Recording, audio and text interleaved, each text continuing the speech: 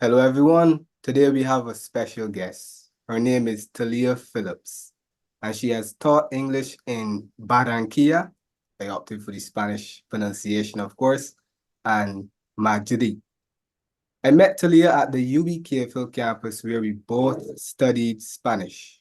We have stayed in touch ever since, so I decided to invite her to share her experiences with us. So how are you doing today, Talia? I'm very good. How are you? I'm doing well as well. So I would like you to describe the application process in both programs. Sure. So when I was in Colombia, it was about 6, 7 years ago. And I don't remember the full process, but I do remember I did not have much to do with it because of the Well, it was through program. UE. Yes, it was through Right, UE right, right. and the program we were under, ECETEX. They basically did everything for us. They got our visas, they paid for our trips, they paid for the hotel when we were in Bogota. And they were just like minor things we had to send this person who we were in contact with, like our passport page, any other documents they needed for like the visas. And they would tell us saying things like, you have to go get this type of shot or you have to go do this or whatever. But it was quite easy, to be very honest with you. Um, but Spain, on the other hand, I had no one to help me, and I did everything by myself, and it was a mammoth task. Um, the process was very tedious because of the amount of documents I needed just to be able to go Mm-hmm. and just live in Spain. And coming from the Caribbean, where I couldn't get some of the documents easily, I actually couldn't get my visa in Barbados. I had to send my passport to Trinidad because Wow. we don't have a Spanish consulate or Right, right, embassy. right, right. I had to send my passport to Trinidad in order to get that visa, that student visa stamp in it. And that process took so long. It was giving me anxiety because I wasn't sure if I'd get it back in time. Wow, wow. But yeah, so the process for Spain with the program I was under, I basically had to fill out the application form, had to send them my CV and a picture of myself and my passport biodata page. Mhm. And a few weeks afterwards, they messaged back and said, okay, you've been selected for an interview. Okay. But great, wonderful. Um, and then I did the interview and they said, if you hear back from us in 2 weeks, it means that you have not been accepted into the program. But Okay. if you don't hear from us, then there's a high chance that you have been selected to the program. That's I did not. interesting. That's interesting though. I know. So basically, they're kind of like taking people off the list as quickly as they can, and then and because so many people apply to this program, and a Right. lot of people get rejected each year. Could you give In us fact, the name of the program? yeah, so the name of the program is Beta, BEDA, the Beta program. Yeah. It's this program which basically works hand in hand with Catholic schools around Spain Mm-hmm. to like basically hire native English speakers to work in the schools to help them teach English. Right, right. And I applied twice. The first time I didn't get through, which was a bummer. But then the second time I got through. And after the interview, I was obviously like nervous because I'm like, Right, okay, well, I could have gotten in or I may have gotten onto the waiting list. right. And around, let's say I did my interview in February, Mm-hmm. by mid-May, I think it was May 23rd, actually, May Right. 23rd last year, I got the email saying, congratulations, you have been selected in the data program for the academic year 2023 to 2024. And I was Nice, like really nice, excited. nice. And then it all went downhill from there because the process after that was super tedious. Like, not the experience of being in Spain, but just getting everything that I needed to Mm. go to Spain and stay in Spain. Okay. So, like I said, the visa was the hard part because um it was expensive. Yeah, so And it is Europe, so yeah, but the thing is, so I called the embassy in Trinidad. I'm like, okay, so like how much would it be to apply for this visa? Um, for some reason I didn't think to clarify that I had a British passport. So I'm going with like in okay, my mind, like, oh, a Bajan, I'm applying as a Bajan for this right, visa. And I think they told me it was 80 US. I'm like, okay, great, 80 US. yeah, So I send all of my documents and all the requirements that you need for this visa, okay, which was a few things. And I send it up via DHL to Trinidad, right, which right. cost me 50 Barbados to send it. And Uh, then I had to pay the 80 US on top of that ooh, ooh. to then get a phone call about 4 days later saying, hi, we received your passport and we understand that you're applying for a visa for Spain, a long-term student visa. However, with the type of passport you have not sent the right amount of funds. Okay, what do you mean? So I'm like, well, you guys quoted me for, like 80 US. And Right, they go, right. no, but you have a British passport. So it's going to be, what was it? 230 US. Wow. So I then it was a whole palaver because I had to send it the right amount Yeah, yeah. in order for them to start the process. Wow. And luckily, I had a friend who was going up to Trinidad. So I sent the money with her. So then she paid, and then they sent back the money that I had sent her in the first place when they Right. sent back my passport.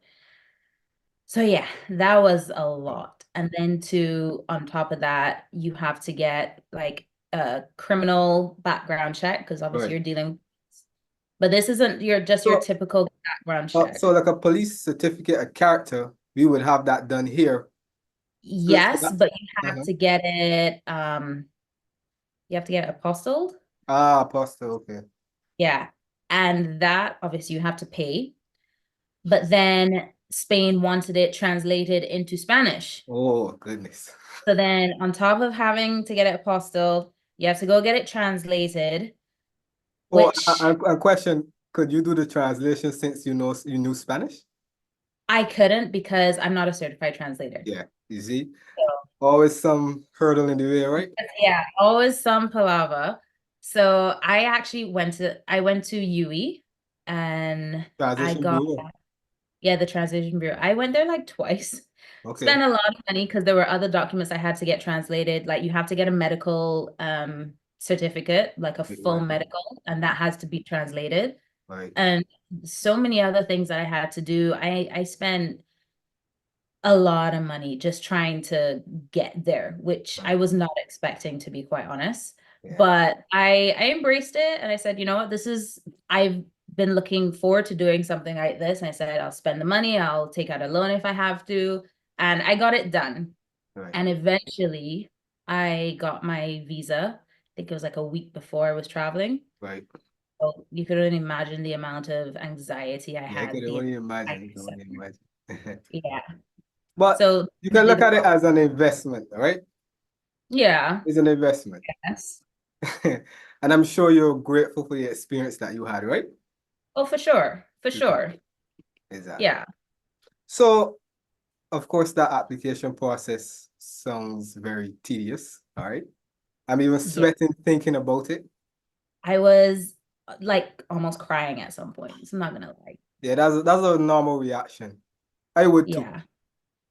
So, in terms of your students, what was the age range in each program?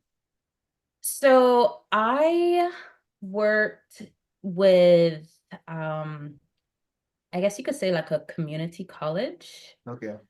in Colombia. It Mhm. was a college which was geared to more like towards like IT, engineering, those sort of like subject areas. It wasn't huge. And I worked with kids from about 17, 18 up Oh, so until 21, 22. practically Some adults. a little bit older, yeah. Mhm. And I worked with some of the teachers who taught there because they had to learn English as well. Okay, okay. But in Spain, I worked with kids from 3 years old Ooh. up until 16. Whoa, whoa, whoa.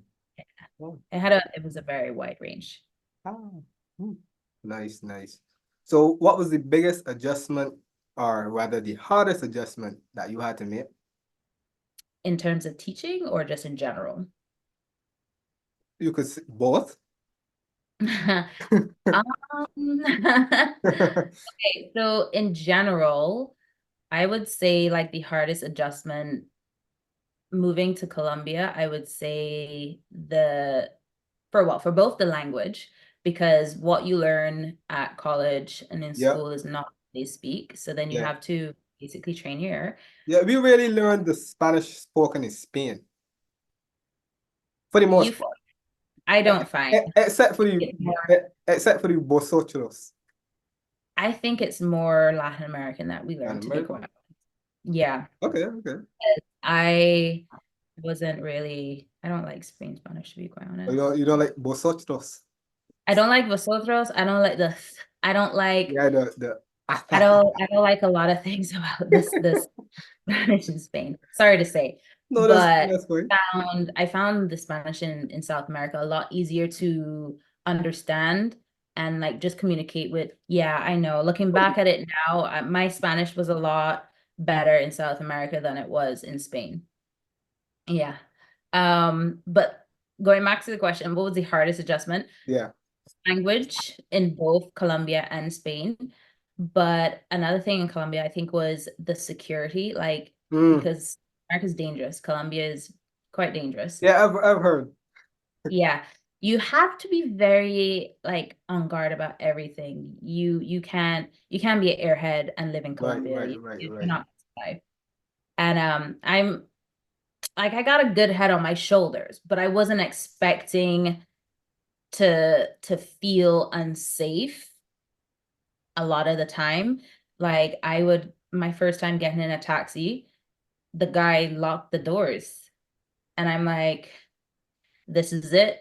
This is When you it. say he locked the doors as in to secure the car, right? Or, Yeah, like to secure the car. Because when okay, I asked okay. him, like, sir, and I'm like, unlock the door, he's like, no, no, no, this is for your protection and Right, mine. right, right, right, And I right. was like, oh. And then when I asked a friend, they're like, yeah, so you can't just get in a car and leave like the doors unlocked because people just randomly come up and like yank open your Yeah, doors and steal it from yeah. you. So I was like, okay. So that was actually something I adopted from Colombia. So when I'm driving around in Barbados now, I Mhm. always get in and lock my doors immediately. I Even have if to I'm like in a relatively safe area, just like lock my I doors. actually have to do that though. I did want to do that. I said my car is all the doors are locked. If someone wanted to mug me, I feel it like would be a safer. trouble. Yeah, I feel safer. Um, And okay, so like the language, the security, the work life in Colombia was definitely, I think it was, no, this is general because they really take advantage of you because Mm, they basically want to milk you for everything you have, mm. like drain you. And they don't value like your downtime. Ah, So okay. it's just all work, work, work, work, work. Mm. And yeah, I was young at the time, fresh out of UE, so I'm like just eager to impress, just do what I Right, have to right, do, right. you know.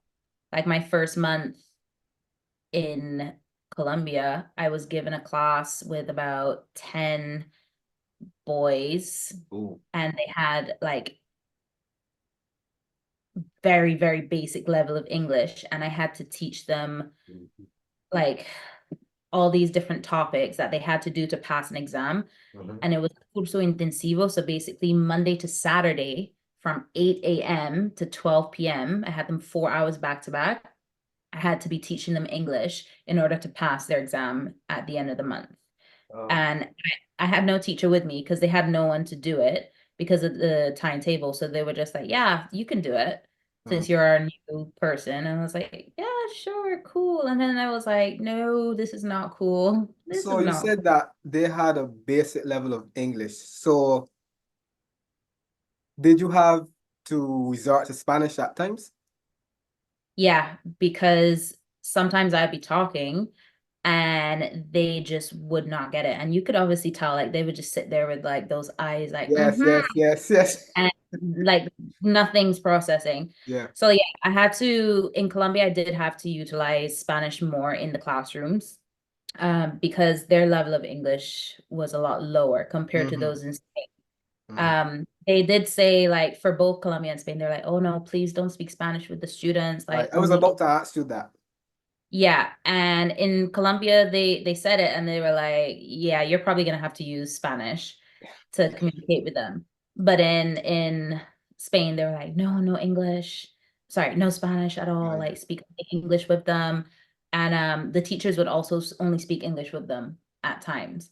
So I definitely did not use a lot of Spanish while I was in Spain, but their level of English Mm-hmm. was a lot higher. Okay. So I could converse with kids, and it was nice to actually engage with them in English, because you don't usually get that. You have to like resort to their language so that they can understand. Right, But right. like little kids that would come up to me like, "Hi, teacher, how are you?" And then you respond, and you can see like they understand, and you can Yeah. have that like small conversation with them. And Right. like the older kids, um, yeah, like you could take the conversation a little further. You can ask them about their day or like a project they're working on. And even if they don't understand or like know how to say something in English, they'll say like, "Okay, wait." And then they stop and they think to process. Try and say it Right. in English, and then like you correct them, and they're like, "Okay, okay, I understand." Right.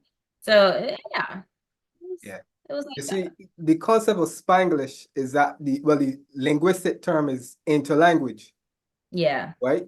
And many times teachers frown upon it, but we should actually look at it as progress. Is the student's yeah, attempt at exactly. producing the target language. So that's actually good to know. That's good to know. Yeah. But in terms of the English, so were they able to speak English outside of the classroom? So how common was English within the community? Um, Within the community in Colombia, there was not a lot of English, which is why my Spanish improved a lot after Right. university, because I was living on my own. Like, I didn't have any flatmates, roommates, anything like that. And I my Colombia story is a little sad. I didn't have any friends for like 6, 7 months. No, I was actually really depressed. I came home twice because I wasn't enjoying it, Oh, like the work life, not having any friends, like not socializing or anything. It was literally work, home, right, right, right. supermarket. And yeah, so I wasn't having a good time, but I did make some friends in my last 4 months there. And that's when like we would go around different places, and like I would, practice my Spanish because I had a lot of Spanish speaking friends. Nice. And there was this bakery that was close to my house, and no one there spoke English. But there was this one guy. I don't know why he liked me, but like every time I would go there, he would always have a conversation with me, and he would be like doing something, and he'd make eye contact, and his day, like you could just see like it brightened his day because he had like this biggest smile on his face. Hey. And oh God, I can't even remember his name, but he was so sweet. Mm, Yeah, so there was very little English in the community, so I practiced my Spanish there a lot. But in Spain, I did not use Spanish a lot, to mm, be very honest. I did not use it at work. I did not use it at home mm. because I lived in the city center and I shared an apartment with 11 other people. Whoa. And Whoa. yeah, it was like a huge apartment though. We all had our own rooms, Okay. and none of them spoke Spanish. So we were all speaking English. Mm. But Madrid is one of those cities where you find people from all over the world. Yeah, Like, yeah, it's in one of the most touristic places in the world. So yeah. yeah. So all of my flatmates were like from, Denmark, Holland, England, um, Basically God, Europe, other European all of countries. Europe. Like there was one Yeah. guy from Chile, but he spoke English because his Okay. friends in the flat only spoke English. There was like a Portuguese guy, and Oh, like wow, wow. they all spoke. Like some of them might speak a little bit of Spanish on the side, but their main language was Right, English. right, right. So we all speak English in the apartment. Like the little bit of Spanish I spoke in the apartment was with the cleaning lady. and she would come like once a week, and Mhm. I might not see her every week, but whenever I saw her, like, I would just like have a little conversation with her in Spanish. The most interaction I got was usually by myself when I went to like the supermarket or went to store and I had like questions or something like that. But for the most part, I would go and hang with my friends. But all of my friends there spoke English. Mm. Like they were from Trinidad. Um, there was Were there there, any other Barbadians? there was one Barbadian, but I did not hang out with her Okay. because we never really crossed paths Ah, like that. okay. But my main friends were from Trinidad and Venezuela. Mhm. But the Venezuelan guy, like he speaks English and he teaches English. So Right. he just naturally speaks English with me. So yeah, very little Spanish. But like I said, I'm not a fan of Spain Spanish. I don't know exactly what it is, but I'm not a huge fan of it. I prefer Latin American Spanish, and I stick by that. Hmm. Before we answer the next question, right? Since you mentioned this thing about liking Latin American Spanish. Huh. So I had a student from Argentina and Hmm. they speak differently. So Hmm. they pronounce the double L and the Y as sh. So I remember when I first interacted with him and he said something like Sisha. I was like, what? I was like, what? I, so much so that I had to take out my phone and check word reference. So I said, Sisha? Oh, he means Sia. But the way they speak, it gives me, it's difficult for me to understand the way they speak. Even though I they're speaking words that I'm familiar with or using words that I'm familiar with, just their intonation and whatnot, it's difficult for me. And also they sound as though they're singing. Yeah, I like that though. But I think for me with Spain, they don't speak like in a standard way. Mm, okay, I think for me, it's their vocabulary that's the problem. okay. Because, and I know everywhere has different vocabulary, Right, even right. in English, Naturally. that's normal. But everything they say, like they speak using idioms all the time. So they Yeah, don't, you know how you say like, "Oh, I'm hungry." Like right, everyone knows, like if you say I'm hungry, like, everyone knows you're hungry. But right. like in Spain, they'll say like, "Oh, I could eat a calf and a half and a beans on the side," or something stupid like that, you know? And obviously it's in Spanish, and you're like, well, when you translate it like that means that don't mean anything to me. And they're like, "Oh, but it means I'm Mhm. hungry. It means this and that." And I'm like, so just say hungry or just say this or that. Right. Like everything is an idiom, and like the words are totally different. So like one thing I heard when I first got there was cola, right? It's like fila, line. Yeah, Yeah, exactly. yeah. I'm like, why do they keep talking about, because I know bola to be butt. I mean cola to be butt, right? Oh, okay, Like okay. Oh. why do they keep talking about butt all the time? And then someone was like, no, no, no, no. It means like the line or like the Line, yeah. cue. So like, oh, okay. So and like even a lot of like the people from like Venezuela that I met and like Latin America or other Spanish speaking places, they complain or not complain, but they'll say like, yeah, the vocab here, like just the language here is very difficult or sometimes like even hard to understand as like Spanish speakers themselves. Mhm. And they've been living there like longer than I have. And I'm like, okay, so it's not just me. Okay, not just me. Not saying that it's terrible. I just think for Mhm. me, it's a lot harder to communicate with Spaniards from Spain than people from like Latin America because the language is just Mhm. difficult for me. Okay, okay. Well, since you brought it up, you were talking about some expressions. So this is the perfect time. You can give me additional expressions that you learned, but keep it PG Yeah. Uh-huh. because we Oh, know Spanish is a colorful language. Spanish is definitely the colorful language. So like in Spain, um, like to say something is cool. they have this word like chulo, Yeah, right? yeah, yeah. Chulo. But then they also might say es la leche, like The it is the milk. milk. Es la leche. Es la leche. Yeah, it's the milk. Okay. Okay. What? Es la Like leche. it's la leche. Like, like some words like you might hear, you might say, oh my God, that actually sounds really good. I'm gonna use it. I don't want to be walking around saying like, oh, it's la leche, it's la leche. Like to say something is cool. Like that sounds so weird. Like if Yeah, I'm it talking does. to Spanish I'm people trying who to aren't, understand the correlation between milk and cool. I have no idea. Maybe they just like milk. No, they do like they like milk. They Hmm. drink a lot. They do drink a lot of Es milk. la leche. Okay, It's la that's interesting.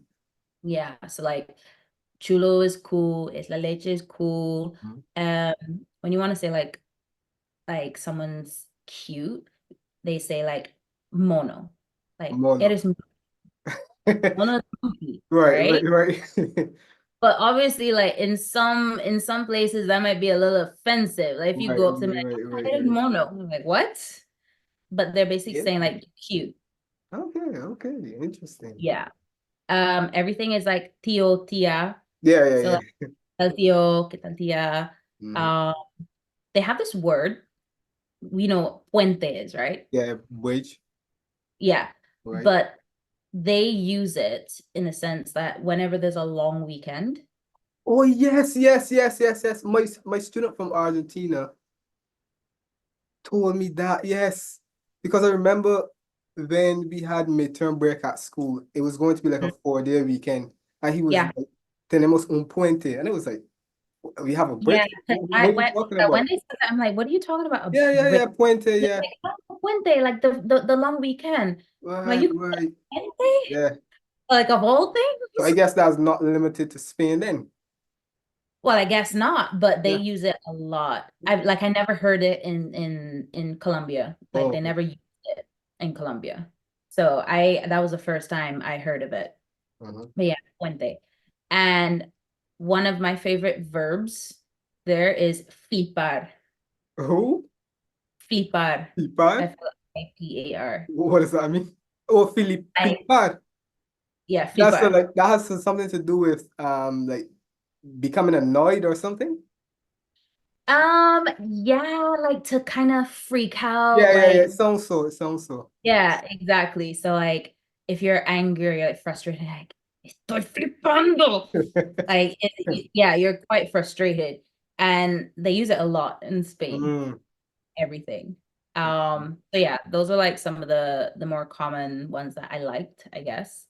In Colombia, so like obviously you have your different regions, and I was in the coast, so up north, and they speak quite fast. Mhm. And You know? yeah, so like in Medellin, it's a lot slower, Yeah. suave, Hmm. But in the coast, like the costeños, they speak so fast Hmm. because they'll be taking like letters out of Yes, words, yes, and then yes. like, words out of sentences, Yeah. and then like smushing it all together. And I'm like, oh, okay. You're gonna have to slow down there, kind of thing. But Perdón, perdón, perdón. yeah, like when I first got there, I had to, ask them like to repeat a lot. And I Mm, sometimes I would literally be like, and looking at the person, like trying to understand. And once they see my expression, then they kind of like slow down for mm. me. But eventually I got the hang of it. Right, And right. yeah, so like in the coastal region, like they have like their slang and their words. And one of the words that I heard all the time was bacano. Bacano? Bacano. Yeah. What does that mean? So in Spain, when something is cool, it's a leche. Right, right, right. Oh, that's the Barranquilla's equivalent, or Yeah. So okay. it's que bacano or it's bacano, like it's cool. Ah, Yeah, they use it okay, all the time. okay. Um, a word that I really like. Well, two words actually. So you have corroncho and then you have pupi. So corroncho is it's like a person, Yeah. okay? A person who is not educated and they don't have like much style. Oh, so So someone, that's almost an insult. yeah, basically. Mm. So if someone's acting a certain way in public and like it Mhm. like very low standard, you're like, corroncho. But you kind of have to like say it beneath your breath of like otherwise like the person will get offended. Mhm. But the opposite of corroncho would be poopy. Poopy. So yeah, like someone who's from like high society, you know. So if you go to um like a private school, you're considered poopy. Poopy. Yeah. Mm. I heard it and I Mm. was like, what? It Nice. was so weird. Nice, nice. You know, that reminds me of the word Uebon, right? So in Huh? Uebon, Okay. you never heard that one. Okay, so all right, so it's a teaching moment now. So Uebon, right? In Chile, they basically use that as a to greet each other. ¿Cómo Hmm. estás, Uebon? ¿Qué tal, etc., right? Hmm. Hmm. But outside of Colombia, not Colombia, Chile, if you use that, that's an insult. And it Is kind of it spell the it for me? translation is like, how would you translate that? A loafer, like a person that's dumb. Spell it. Huevon. Huevon. Huevon. Oh yes, I have heard that. Huevon. That is that is can be quite offensive Yeah, depending on. yeah. Yeah, yeah. I've heard that actually. I have. But it just goes to show like you Yeah. have like different like the same word, but depending on Mhm. like the country or like Yeah, the part of the yeah. country, it could be very offensive or it could just be like something simple as like a greeting. True, true that. All right. Yeah. Oh, Lovely. the last one for Colombia, which I even used and I heard a lot. So it's mamar gallo. Mamarcayo. Okay. Mamar gallo. So bromear. Oh, okay, okay. Joke, make jokes. So Okay. right. So if I say something and I'm like, estoy mamando gallo, like I'm joking or Mm, es mm, una broma, estoy bromeando, mm. estoy mamando gallo. Okay, okay. Nice, nice, nice. Yeah. Those are my like favorite ones from Yeah. Colombia. See, I don't mind learning vocabulary if I'm Right. going to enjoy it and it Mm. makes sense. But if you're gonna tell me, oh, it's cool, es la leche. No, I can't do it. Okay. Es la leche. Es la So leche. what you just talked with, so is there a plural form of that or is it singular? Um, I don't I don't know actually. Mm, They mostly use it in like a singular okay. term. So Yeah. what you just told me, es la leche. All right, I'm all right. So practice. back to the English now. So which aspect or aspects did your students enjoy the most, and which aspect or aspects did they had the most difficulty with?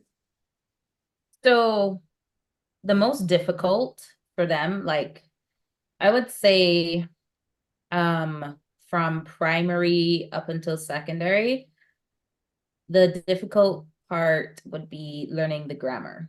Ah, Like yeah. understand anything grammar related was a little difficult. Right, right. Um, for the infants, like they were pretty easygoing. Like they weren't learning grammar. It was more like vocabulary, Mm, songs, mm, cultural. So they didn't really have any difficulty. And they were quite smart. Like I love going to the infants. right, right. But in terms of like the primary and the secondary school kids, they found the grammar quite hard. Yeah. Um, pronunciation not too bad. So like their vowel sounds are similar. Right. So they were able to pronounce for the most part.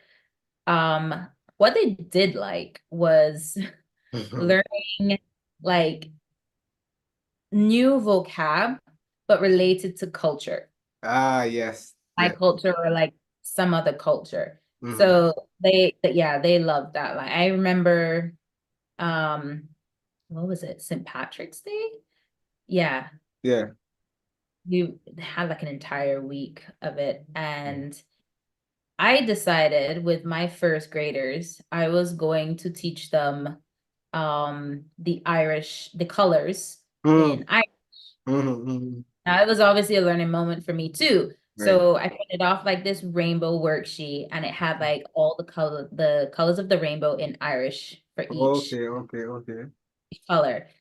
And there was a video that I found which told you like the pronunciation and stuff. So we like watch it and then afterwards we had to like color the Mhm. different of Right, the right, rainbow right.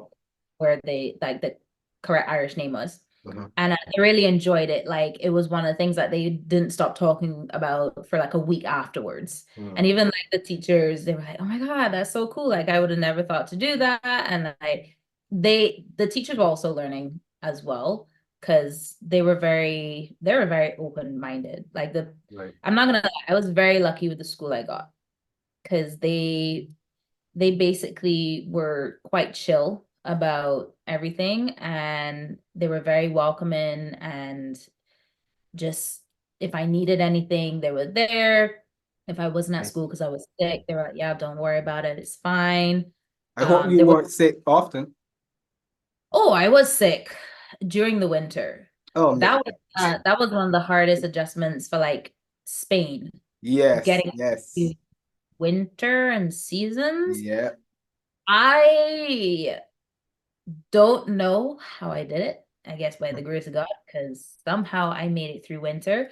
But I got bronchitis like Yeah. literally before my birthday, so in November, and I had that like 2 weeks, and then it lingered. Like the bronchitis had gone, but I still had like the effects Yeah. like early December, Mm. and January was the worst because Mm. there was a I January is the longest month of the year, okay? And then when it's winter and it's January, everyone, you could just see like everyone at work, at home, like when you go to supermarkets, when you go to stores and restaurants, everyone's just so depressed because Mm. it's cold. Like there wasn't a lot of sun. Mm. And yeah, like you could just see like everyone's So moods change. January was worse than December. Yeah, because December you have like Christmas and stuff. I mean, you still have like Christmas because they celebrate Christmas like the Right, 6th right, right. of January. But the main event, like most of the events and stuff happen in December. Right, right, right. It was more lively and stuff. Ah, But yeah, January was long and in February. okay, okay, okay. You know, I can relate to you in a sense because I went to Madrid in December of last year. And as I told you, when I came back to when I returned to Barbados, I was in an ice block. You know, I had to spend a week Yeah. starting out in the sun, right? Yeah. So It's I definitely understand what you mean when you say it was cold. Yeah, so I knew like what I was getting myself into. I just didn't know what I was getting myself into exactly. So Okay. around I said, all right, yeah, I can like I got this jacket and I got like some sweaters and I'm like, yeah, I can hold out until November, I Yeah, guess. yeah, No, yeah. by the end of October, I had my puffy jacket, I had my leggings, I had gloves, I had my scarf, and I was like, I am not even going to Right, pretend that I can right. brave the cold. Mhm. Okay. Mm. So with regard to when it comes to the students, right? Were there any behavioral issues? Not necessarily um bad behavior. Like kids are kids, and you Right. have like certain days where they just act up and they make like just everything hard because they think they're cool. Yeah. Yeah. Um, La leche. Yeah. So like my primary school, I think like second grade, third grade, they just, weren't listening. But I was not a teacher. My role was language assistant. So Assistant. technically I don't have to deal with behavior issues. That's on the teacher. So if I was like having a trouble with a student or a group of students just because like they're acting up, I would like tell the teacher, hey, can't connect with this, or like this particular kid is just, making it hard, and like they'll deal with it. But if it was something I can deal with, I would just call them out, make them, like separate them from the group. And usually I would just take away their chair. Like no one likes to stand for an entire lesson. Yeah. And you just put them either to the back or to the front of the class. And eventually they'll come and like, can I sit now? I'm like, are you sorry? Are you gonna listen? Like, yes. Like, whereas my secondary students, oof, dealing with teenagers is not easy. Of But course I not. always had the teacher in the classroom, whether it was infant, primary, or secondary. And there were like one or two kids, boys in particular, who just weren't interested, and they weren't kicking up a fuss. It was more that they weren't participating in class, like just sleeping or just doing something else. Sleeping. Yeah, and I would just let them because I didn't get paid enough to deal with that. So Ah, the teacher would walk around or like notice like what the student is doing, and she would take him out or take them out and talk with them outside. And then they would come back in and they would be a little bit perky in class and okay. like Yeah. pay some attention. But it's like I get paid to deal with your mood swings and your lack of enthusiasm. If you don't want to participate, that's on you. I already got my degree. You see, I always tell students that when you waste Yeah. when you waste time, you think that you're wasting my time, but you're actually wasting your own time Okay. because Yeah. I'm already qualified. You Yeah. want what I have. Okay. So in order for you to obtain what I have, you have to listen. Yeah. That's true. Yep. Very true. All right. So let's end on a very a deep note. So what Mhm. advice would you give to someone who is desirous of traveling to either Spain or Colombia to teach English? Okay. My advice, to be very honest, you need to really understand and know what you're getting yourself into. Right. Leaving home to live abroad Yeah. is not easy. It can be very lonely, very expensive. It may not be what you expect. You need to have very low expectations, Right. because I think that was one of the problems I encountered when I moved to Colombia. My expectations were super high, and then I got there and I was like, nope. So when I went to Spain, I had very low expectations, and then I was like, oh my God, this is amazing. So you So basically learned from the first time. I learned from the first time, yeah. And basically you just need to do your research and see if it's something that you really want to do. And you have to be open-minded about like everything from start to finish, like the process of getting from where you are to your destination, Right, right. like how it's going to affect you, like financially, emotionally, physically.